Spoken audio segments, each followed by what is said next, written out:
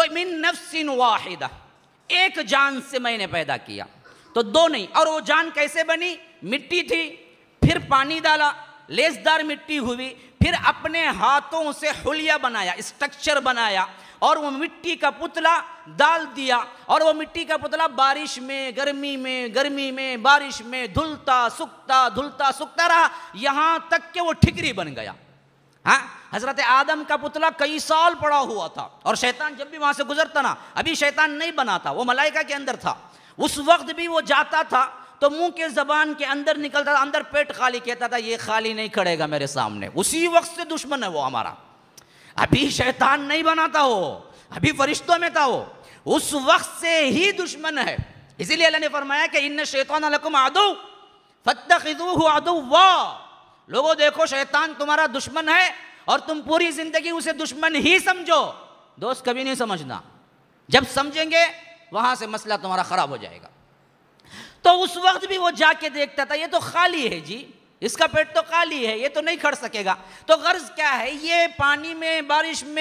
میں، دھوپ میں سکتا رہا، حتیٰ کہ لقد خلقنا الانسان من صلصال من حمأ مسنون والجان خلقناہ من قبل من نار السموم۔ اللہ تبارک و تعالیٰ کہتا ہے کہ یہاں تک کہ وہ تپائی ہوئی مٹی کی ٹھکری کی طرح ہو گیا، تو تب ہم نے کیا کیا، اس کے اندر فنفخت فیہ من روحی فقعوا لہ ساجدین، کہ میں روح پھونک دوں تو وہ اٹھ کے کھڑا۔ اب اس سے ایک بات اور بھی اچھی طرح عقیدے کی سمجھ لیجئے، بعضوں نے یہ مطلب نکال لیا کہ روح پھونک دوں کا مطلب اللہ تبارک و تعالیٰ کی ذات سے نکلی ہوئی روح آدم میں آ گئی، اور یہ آدم ہی کی روح ہمارے اندر بھی ہے، تو ہمارے اندر بھی اللہ کی ذات کا ایک حصہ ہے، جو کوئی عبادت کر کے یہ نفسانی خواہشات نکال کے باطن پاک کر لیتا ہے، تو وہ بھی اللہ بھی دونوں ایک ہو جاتے ہیں۔ نعوذ باللہ ثم نعوذ باللہ۔ یہ سب سے بڑی غلطی ہوئی ہمارے اندر، خاص کر صوفیہ کے اندر، جنہوں نے آخر جاتے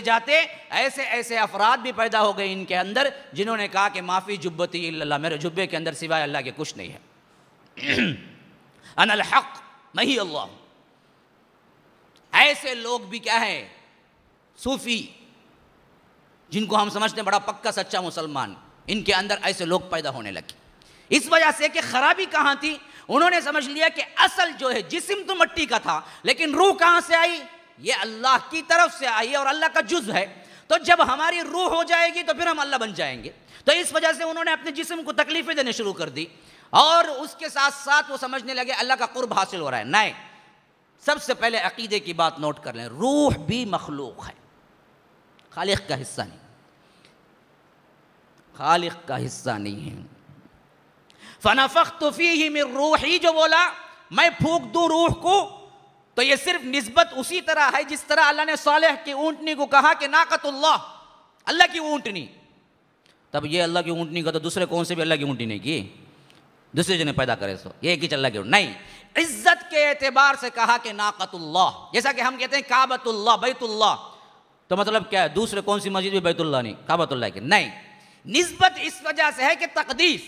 یہی وجہ ہے کہ اللہ نے کہا کہ میں نے اپنی روح میں سے پھونکا، مطلب کیا تھا، اپنے جز کے اندر ذات کی روح نہیں پھونکا، روح کو ایک بنایا جو مخلوق تھی، وہ مخلوق اٹھا کے اس کے اندر ڈالے، دو مخلوقات کا مجموعہ ملا تو انسان بن گئے۔ تو ہمارے اندر جسم بھی مخلوق ہے، روح جو ہے کہاں ہے پتہ نہیں ہے، گردن میں کاٹتے تو مرتا ہے انسان، کیا اسی طرح دو دھڑ پیٹ بھی نیچے کر دو اور الگ کر دو وہاں بھی مر جاتا ہے، لیکن ہاتھ کاٹتے ہو تو جی جاتا ہے۔ تو پتہ نہیں جسم کے کون سے حصے میں روح ہے، لیکن روح بھی ایک شے ہے، ایک شے ہے، ایک چیز ہے جس کو اللہ نے بنا کے اس میں ڈالا ہے، لیکن ہے وہ ایسی باریک جو دکھتی نہیں ہے، دکھتی نہیں ہے۔ اسی وجہ سے سامنے بیٹھے ہوئے انسان بھی مرتا ہے تو روح اسی کے سامنے نکل کے جاتی ہے لیکن دکھتی نہیں ہے، کیوں؟ وہ پاور اللہ نے نہیں دیا ہے آنکھوں کو دیکھنے کا، وہاں دے دے گا، وہاں سب روحوں سے ملاقات ہوگی، جیسے ہی وہاں تبدیل ہوگا وہ دیکھے گا، لیکن تب یہ نہیں دکھے گا، یہ دکھتا ہے تو تب تک وہ نہیں دکھتا ہے۔ یہ دونوں کے اندر اللہ نے پردہ قائم کر کے رکھا ہے، برزخ، وَمِن وَرَائِهِمْ بَرْزَخٌ إِلَى يَوْمِ يُبْعَثُونَ۔ اچھا، یہ عقیدے کی بات سیکھ لیے کہ روح کیا ہے، کیا ہے؟ مخلوق ہی ہے، خدا کی کوئی صفت نہیں ہے۔